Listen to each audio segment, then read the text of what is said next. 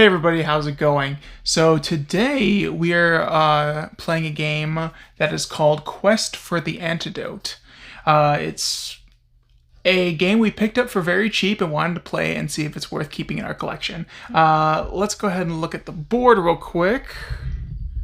Yes, this is Quest for the Antidote by Upper Deck Games, and this is interesting. It's a roll and move game, so it's just a game where you're rolling and moving, kind of like Candyland, except with a darker theme. You're poisoned, and you're trying to get the antidote so you will survive. You gotta get the 4 key pieces to your antidote by running around on the board to certain locations that will give you a piece of your antidote, as long as that's what you're supposed to acquire. And then you keep running around until you have all 4, and the first person that gets all of the pieces to their antidote and makes it back to the center of the apothecary will be the winner of the game.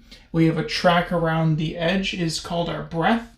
So we'll use that to move and fight monsters. And if we ever run out of breath, we'll die. And the other player will keep going, and they can even loot our bodies if they come across us. And then if they don't make it back, then the game wins. So we're trying to beat each other, but also I guess the game's trying to win too. This is interesting, very interesting, and probably a one-time play. I don't know. Sarah, what are your initial thoughts about this? Well, we did buy it, right? So, I mean, that says something. And if I remember correctly, we got it like 90% off of the MSRP, which is one of the reasons that we bought it. So we didn't pay a ton of money for it, but we did pay some money for it. So I think that in and of itself says something. A roll and move that is 45 minutes to 90 minutes to play. I'm hoping it's not 90 minutes. I'm hoping that like with 2 players, because it's 2 to 6 players. So I'm hoping that it's like 90 minutes if you have like 6 people. And it's not going to be that long if we only have 2. And holy take that. Yeah, there's a ton of take that. There's also just like a ton of words. All of the cards just have like these massive paragraphs of text, and none of it is like flavor text. So I'm curious to see. Beat you in the face and take your money.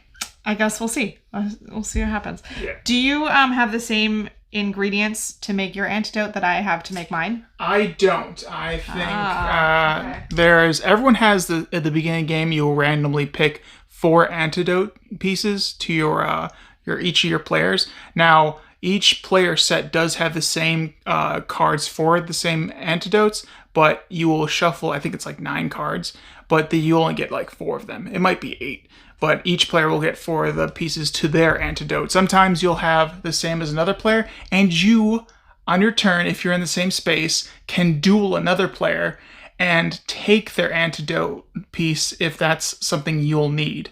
Now, there is risk to where if you lose that duel, you lose 5 of, they call it 5 breath, because you're trying to make it, like I said, you're trying to get all the pieces to your antidote and then make it back to the apothecary before you die and lose all your breath. So each turn, when we roll the die, we take a breath, and each time there'll be like monsters. I'll show you these. So we have monster spaces. 50 or fewer turns in order to win the game, because if you have to take a breath every turn, even if you don't use breath for anything else. You have at most 50 turns, and it's unlikely, I think, that we won't use breaths for anything else. We'll attack your monsters. Oh yeah, we have to attack these monsters that block our path to get to the ingredients we need, so we'll definitely have fewer than 50 turns. What are the ingredients that you need for your antidote? So the ones I need for my antidote is Wings of Bat, Eye of Cyclops, Pawn of Bears, and last but not least is Tooth of Beaver. I also need Tooth of Beaver for mine, but I also need Grass of Meadow, Flower of Field, and Snow of Mountains. Whoa. So this should be interesting. Maybe I'll punch you in the face and take your beaver teeth. But yeah, it should be interesting. So we're going to go ahead and get into it. We might come back mid-game, or might just wait till the end, but probably mid-game, since it's going to take 45 to 90 minutes. Again, I'm hoping it does not take quite that long. All right, we're going to get into it. We'll see you guys in a sec.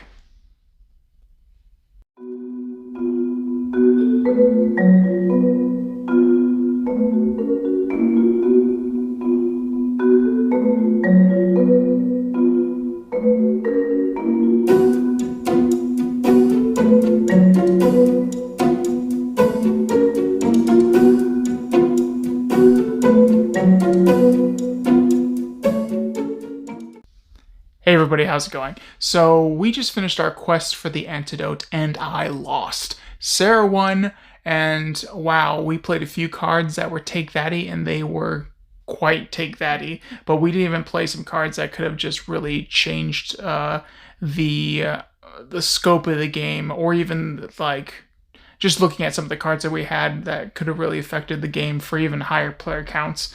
But what, Sarah, we played like $4 for this game? I think so. I don't entirely remember. We bought it at a Black Friday sale. It was brand new in shrink, but it was like 90% off. So I think it was like $4 probably, which was part of the reason we got it. We're like, hey, for $4, like we could just try it. And, if we don't like it, we only spend $4, So I'm pretty sure it was probably about $4. And I would say it was worth at least $4. I had fun. I think it's silly and chaotic, and it's not the best game ever, but for $4, it was fun to try it. And we will probably play it again, maybe once or twice, but then we'll rehome the game either by selling it or trading it, and we'll get some value back that way as well. So like, definitely, I'm glad that we picked it up. I'm glad that we tried it.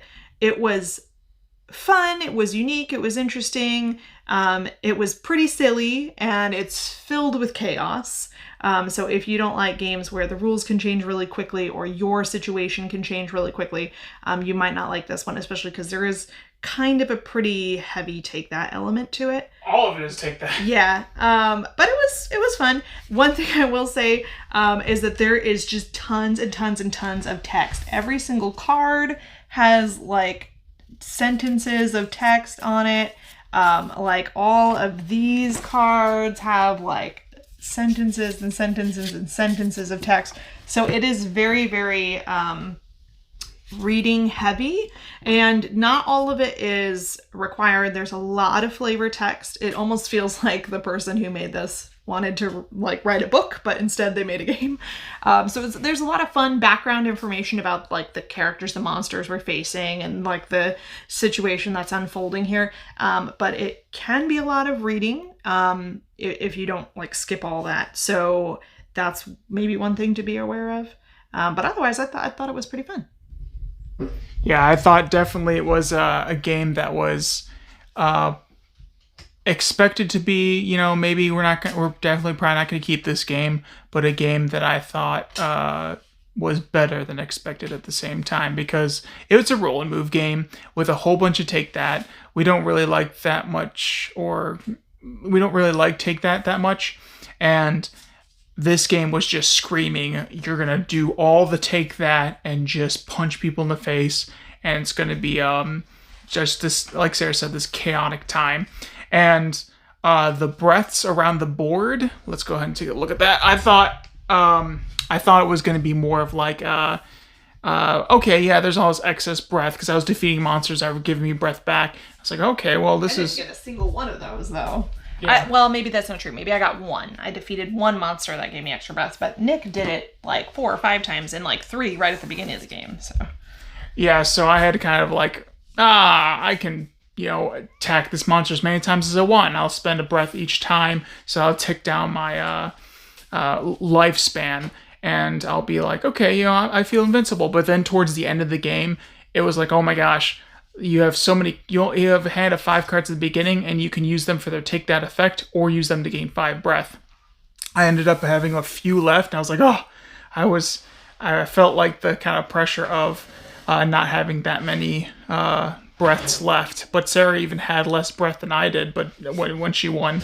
But yeah, it was definitely an interesting take that simple game, something that, like Sarah said, we're not gonna be playing maybe 1 or 2 more times, maybe, and then rehoming it to by trading it or selling it.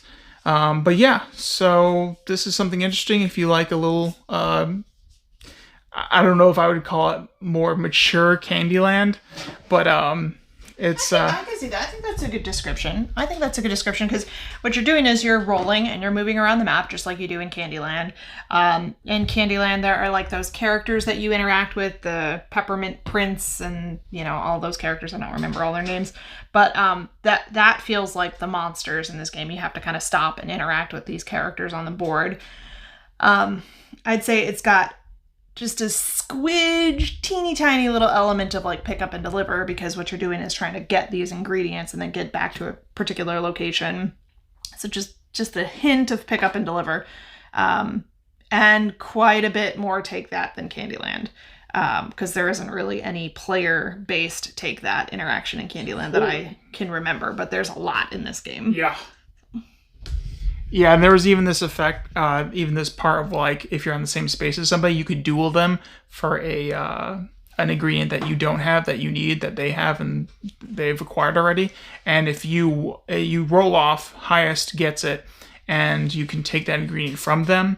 And but if you don't succeed, you lose 5 breath. So there is that risk, but still, it's just like the whole game is just like take that in cards, in the potential for duels, and it was just it's a simple game to learn. The rules weren't hard. They weren't great, but since this was just kind of like a simple game, it was easy to learn, set up, and teach. It's super simple, especially to hobby gamers and even younger crowds. I think they said ages 13 up, but I could see kids maybe like 8, 7, even 6. Especially gamer kids. Yeah, especially gamer kids that play a bunch of games, but this is just a roll and move game.